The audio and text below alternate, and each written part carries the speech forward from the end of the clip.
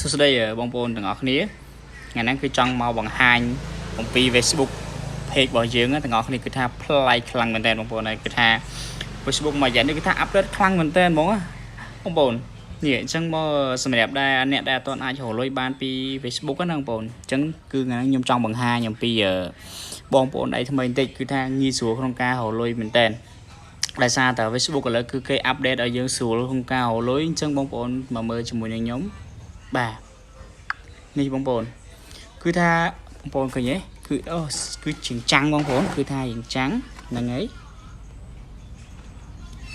បាទបងប្អូនអើយគឺថានេះ monetize បាទឃើញទេបងប្អូននេះអញ្ចឹងគឺថា300k view គឺថាបើសិនរយៈពេល28ថ្ងៃចុងក្រោយហ្នឹងបើសិនជាបងប្អូនអាចរកបានមក 300k បងប្អូននេះ sorry បងប្អូនរៀងចាំងណារៀងចាំងអញ្ចឹងខ្ញុំមកដាក់រៀងឲ្យយើងមើល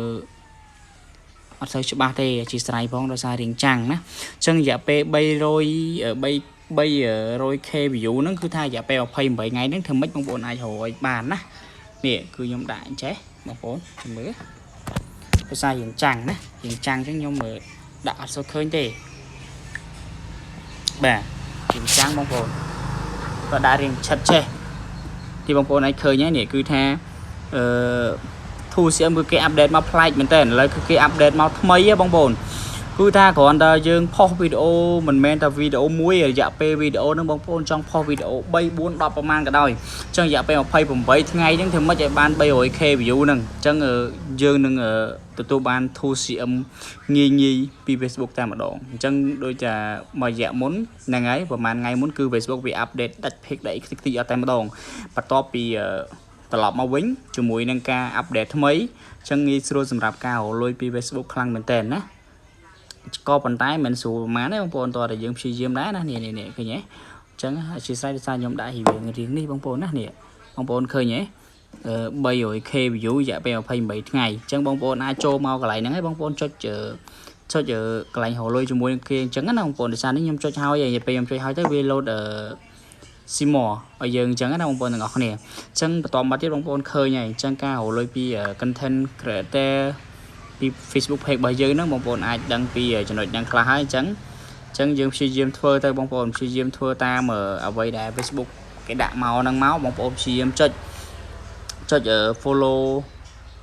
ផុសអីក៏ដោយធ្វើម៉េចព្យាយាមឲ្យបាន 300k view បងប្អូននឹងទទួលបាន 2CM ណាហើយអ្វីដែលយើងទទួលបាន 2CM ពី Facebook នោះគឺងាយស្រួលក្នុងខ្លាំងមែនទែនពេលដែលយើងផុសវីដេអូក៏យើងអាចរកលុយចំណូលបានពេលដែលយើងផុស story ក៏យើងអាចរកចំណូលបានផុសរូបភាពក៏យើងអាចរកចំណូលពី Facebook បានដែរណាអញ្ចឹងកលឹះតិចតួចដែលខ្ញុំចង់ចែករំលែកហ្នឹងគឺគ្រាន់តែឲ្យបងប្អូនដឹង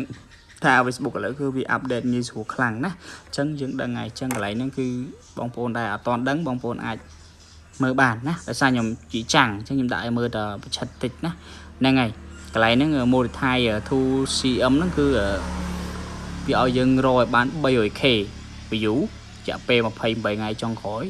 វានឹងទម្លាក់ 2CM ឲ្យយើងតែម្ដងណាអញ្ចឹងបងប្អូនព្យាយាមទាំងអស់គ្នាខ្ញុំសង្ឃឹមថាបងប្អូនយើង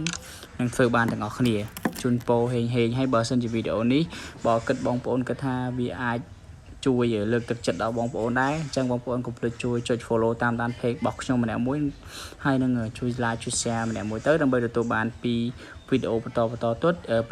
ទៀតពី Facebook ឬមួយក៏ជា page ផ្លូវការរបស់ខ្ញុំដែរអរគុណ